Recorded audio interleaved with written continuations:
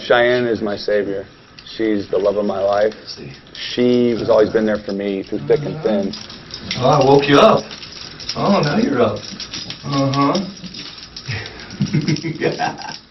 My name is David Sharp, and I served for 6 years in the United States Air Force Security Forces. It all started right after 9/11, when we got forward deployed again, Uzbekistan, and a couple of our buddies didn't make it back.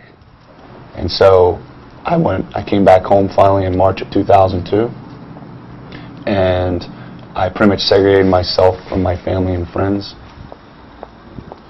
My friends, we would go out, they would say, "Hey Dave, do you want a beer?" I'm like, "No, I'm good. I'm going to cruise around this bar, and I'm going to look at the first guy who looks at me longer than 2 seconds, I'm going to pop him."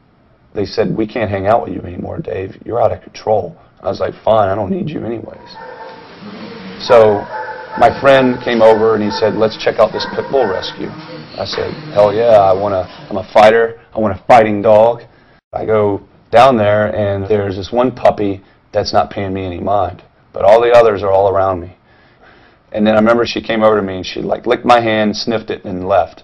And then she came, just laid back down in the dirt on the opposite side of that pen. And I said, "I'm going to get her." Cheyenne, you remember that? Come here. Come here. Come here. Come here. You bum. You're a bum. You are a bum. She's a baby. This is a baby. Big baby. This is her. I brought her home, and about a couple weeks later, she witnessed me punching holes in walls and beating up the refrigerator door, and this was normal for me during this time.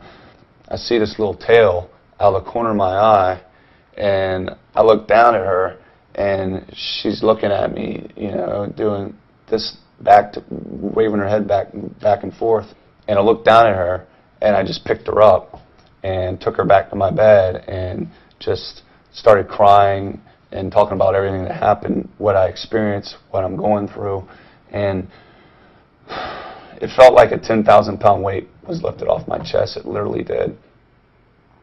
When I first got back from my deployment, I remember we were sitting in a coffee shop, and I just felt like everything was closing in, and I just wheeled myself out of the coffee shop as soon as possible, and I just sat back waiting for it to blow up. I was having flashbacks, and these were crazy. And I've like cut down little side streets that I have no clue on. I ended up picking up Sapper from the P2V Foundation.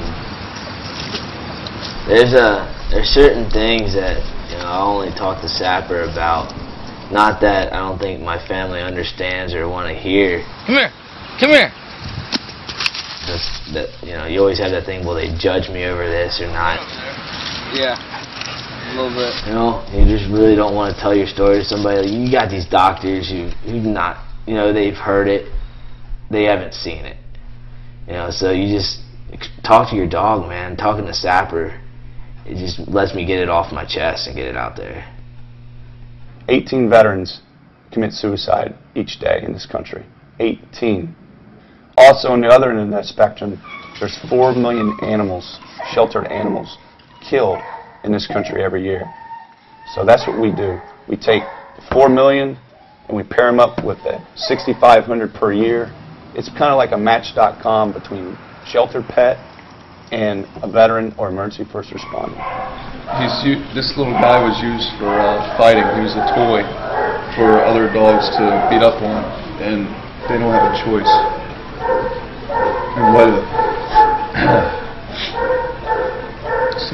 What a better companion to have than a veteran like us, or a firefighter or a police officer to help this little guy out, right? He has the physical scars on the outside, but we have the mental scars on the inside. So that's where we heal each other and meet in the middle of the road, you know? I can share anything and everything with her, unconditional love. And so really, like, I got a good family that loves me, friends that love me. I love you. And I got her.